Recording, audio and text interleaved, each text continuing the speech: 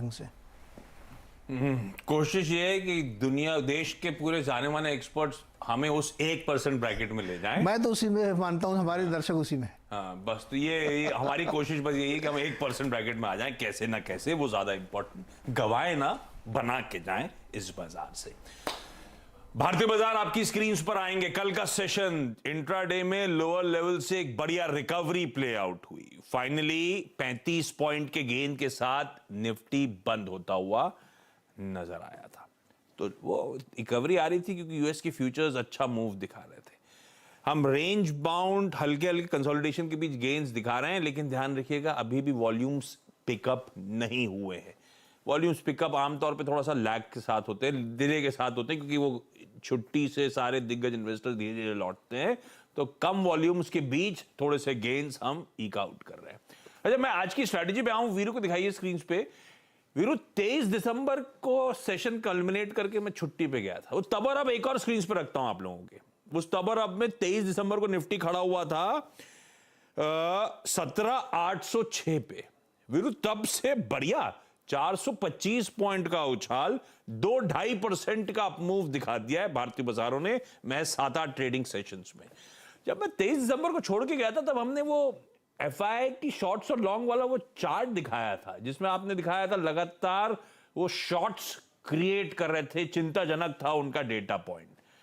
ये कुछ बदली तस्वीर क्या, कुछ कवरिंग आ गई क्या? ये पिछले 2.5% की रैली के पीछे वो लॉन्ग शॉर्ट, पहले उससे शुरू करें जहां छोड़ा था मैंने। कुछ मामला सुधरा ही नहीं सुधरा है। देखिए, आप शनिवार 26 दिसंबर को छुट्टी पे गए थे और उससे पहले का जो सेशन था, मतलब शनिवार को गए थे, है ना? शुक्रवार का जो सेशन था उस दिन लो था करीब करीब 17,843। हाँ। वो एग्जैक्टली निफ्टी का 100 डे एक्सपोनेंशियल मूविंग एवरेज था। उसके सेकेंड डे का, मंडे का लो भी एग्जैक्टली वही था। वो 100 डे एक्सपोनेंशियल मूविंग एवरेज था। वहां से बेस बना के हम निकले आशीष।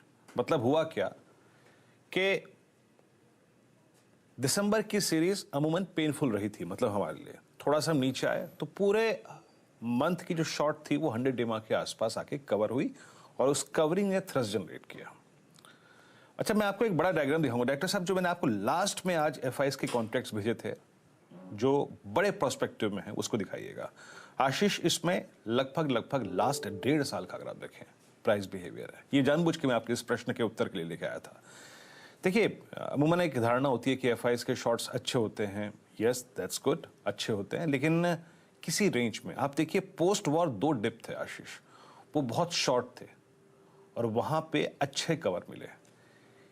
30 नवंबर को 1 लाख कॉन्ट्रैक्ट प्लस थे, वहां से कोलैप्स हुए और अब हम मिड में खड़े हैं। कल 14,000 कॉन्ट्रैक्ट अगर आप देखें तो एफआईएस के नेगेटिव हैं, तो अभी मिड जोन में है एफआईएस। उनकी तरफ से और शॉर्टिंग आ सकती है, कोई बड़ी बात नहीं है आशीष। इसीलिए मैं कह रहा हूं, मतलब ये जो सारा का सारा मूव है ना आशीष, ये आया था फर्स्ट वीक ऑफ जनवरी में बिकॉज ऑफ शॉर्ट कवरिंग, और दिसंबर की सीरीज के लास्ट, मतलब मंथली कॉन्ट्रैक्ट के एक्सपायरी के आसपास बिकॉज ऑफ शॉर्ट कवरिंग, और उस बड़ी शॉर्ट कवर को स्पॉन्सर किया था एफआईएस ने। तो मैं सिर्फ इतना कहना चाहता हूं कि अभी जैसे कि आप कहते हैं ना कि वॉल्यूम्स आएंगे, लोग बाजार में दोबारा लौट के आएंगे, थोड़ा सा अपने आप को ना वेरिएबल रखिए। बहुत किसी बड़े व्यू पे काम करने की जरूरत नहीं है। व्यूज अगर आप देखें बहुत बटे हुए हैं, इफ्स एंड बट्स हैं। चुपचाप एक छोटा स्विंग लेके निकलिए बस एक बात आखिरी में कहूंगा कि हाँ, इस लास्ट 10 दिन के प्राइस स्विंग के बाद from 100 day exponential moving average to 20 day exponential moving average yesterday Ashish, still in terms of charts हमारा चार्ट फिर भी ठीक है। और एक बात धारणा फिर अगर आप देखें प्रूव हो गई कि बेयर मार्केट्स जैसे CY22 में बहुत देर तक नहीं टिक रहे थे, या फिर डाउन स्विंग्स इस बार भी नहीं टिका, वो जाके 100 डे एक्सपोनेंशियल एवरेज पे अरेस्ट हो गया। अब मैं इस सेशन को कैसे अप्रोच करूंगा आशीष, थोड़ा सा उस पर बात करता हूं। देखिए, एफआईएस का पार्टिसिपेशन नहीं है तो थीम समझ लीजिए कि क्या है। एफआईएस कैश निकाल रहे हैं, इंडेक्स में शॉर्ट है, स्टॉक फ्यूचर में शॉर्ट है, तो आपको रोज बरोज याद रखिएगा ये वो बाजार नहीं है नवंबर वाला कि खुले तो बाय कर लिया और जनाब 100 पॉइंट लेके निकल गए। नो, इस बाजार की थीम अब डिफरेंट हो गई है। इस बाजार की थीम है बाय द डिप्स। क्यों? क्योंकि डीआईएस का पैसा जो है वो सेकंड हाफ में आता है, या जब भी आता है वो लोअर लेवल से एक थ्रस्ट जनरेट करता है, वो पुट राइटर्स के जोन से एक थ्रस्ट जनरेट करता है। ये वो बाजार नहीं है जो बहुत आसानी से लेवल्स काट रहा है, कॉल राइटर्स के जोन को बाइसेक्ट कर रहा है ना। सो थीम है रिस्क ड्यूरिंग द डे, या फिर डिप्स ड्यूरिंग द डे, या फिर कोलैप्सेस को बाय करना है। खुल के बहुत सब्सटेंशियल गैप अप्स को चेस नहीं करना है। कल क्या हुआ? कल आप एफआईएस के स्टेट्स को देखिए। आशीष, जैसे कि मैं कह रहा हूं कि उनका एग्रीमेंट अभी बहुत ही, अगर आप देखें अपस्विंग में नहीं है।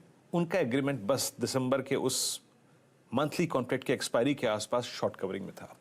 628 करोड़ रुपए का कल भी कैश बेचा, 666 करोड़ रुपए का कल भी इंडेक्स बेचा, 8071 कॉन्ट्रैक्ट शॉर्ट गए, 664 कॉन्ट्रैक्ट लॉन्ग थे, 154 करोड़ रुपए का स्टॉक फ्यूचर बेचा, 91 कॉन्ट्रैक्ट शॉर्ट। और वो जो डायरेक्टर साहब अभी कुछ देर पहले अगर आप देखें एफआईएस के कॉन्ट्रैक्ट दिखा रहे थे, देख लीजिए, ये 14,000 माइनस है। ये माइनस 50,000 भी हो सकते हैं, ये माइनस 60,000 भी हो सकते हैं। सो बस अपने स्टॉप लॉसेस पे ध्यान दीजिए, बेस पे ध्यान दीजिए और एग्जिट जोन पे ध्यान दीजिए, उसी पे आप फोकस करेंगे। कल क्या थी हमारी अप्रोच? कल हमारी अप्रोच थी जनाब, परसों स्ट्रॉन्ग पुट राइटिंग हुई थी 18,100 की स्ट्राइक पे, 18,200 पे भी स्ट्राइक पे पुट राइटिंग हुई थी। हमने 18,126 एक लेवल ड्रॉ किया था, निफ्टी के चार्ट लेके आइएगा, और उसके ठीक ऊपर थोड़ा सा 148 से निफ्टी पुल बैक लेके ऊपर चला गया। लगभग 12 बजे, पौने 12 बजे हमें करीब करीब 18,200